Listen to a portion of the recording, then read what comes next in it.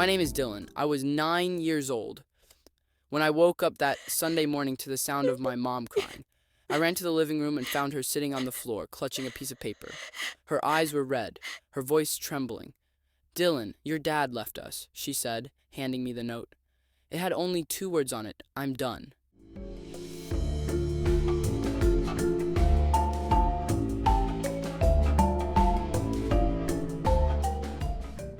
In that moment, I felt like my childhood ended. My dad's departure cast a shadow over our home. My mom, who was once a cheerful woman, now tried to stay strong only for my sake. At night, I would dream of my dad.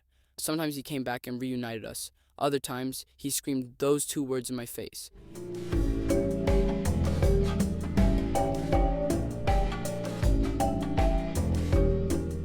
Six years later, I came home from school one day to find someone sitting in the kitchen. It was my dad. He was holding a cup of coffee and grinned when he saw me.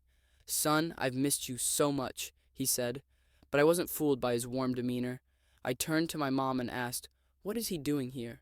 She lowered her eyes, staying silent. My dad, with a smug expression, said, "This is my house. I come and go as I please." Life got even harder after my dad returned. He refused to work and spent his days watching TV or playing games on his phone. He'd wake up late and complain about the breakfast my mom prepared. My mom started cleaning houses to make ends meet, and I took a part-time job at a café after school. The cafe was in a busy part of town and always bustling. At first I worked just to help out financially, but over time I grew to love it. I enjoyed chatting with customers. The cafe manager, Mrs. Carter, was strict but fair. "Dylan, you're great with people. That's why I hired you," she'd say. I developed special connections with some of the regulars. For instance, there was Ms. Nora, who came every morning for her latte. "Dylan, your coffee feels like therapy to me," she'd say. Then there was a young couple, Chris and Emily, who always seemed to argue but ended up smiling at each other. Watching their quirky relationship was one of the job's lighter moments, but the most intriguing customer was Mr. Smith, who showed up every morning at exactly 8:15.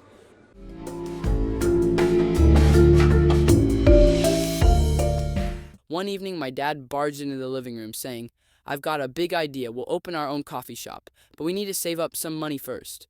My mom exclaimed, "That would be wonderful." My dad turned to me and said, "Dylan, hand over your earnings and I'll save it for us." But I knew better. My dad was all talk and no action. He expected others to do the hard work while he dreamed big. A week later, my dad showed up with a brand new expensive phone. When my mom found out, she was devastated.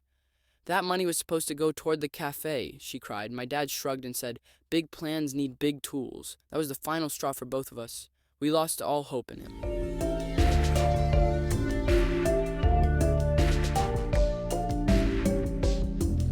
As everything seemed to fall apart, the cafe became my refuge.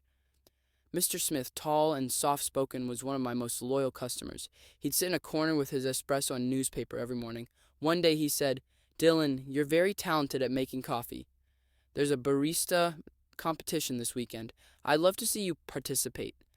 At first I wasn't confident enough to enter, but Mrs. Carter and my mom encouraged me. "Dylan, this could be your chance," they said. The day of the competition arrived.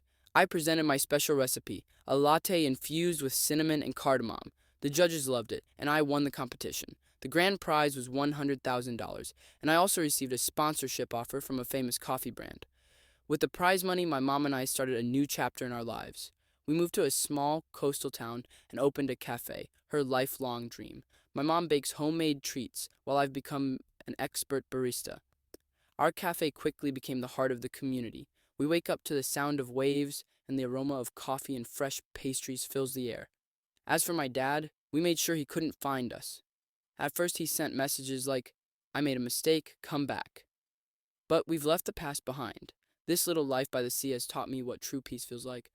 Watching our customers sip their coffee at the tables outside, I often reflect on how our struggles brought us here.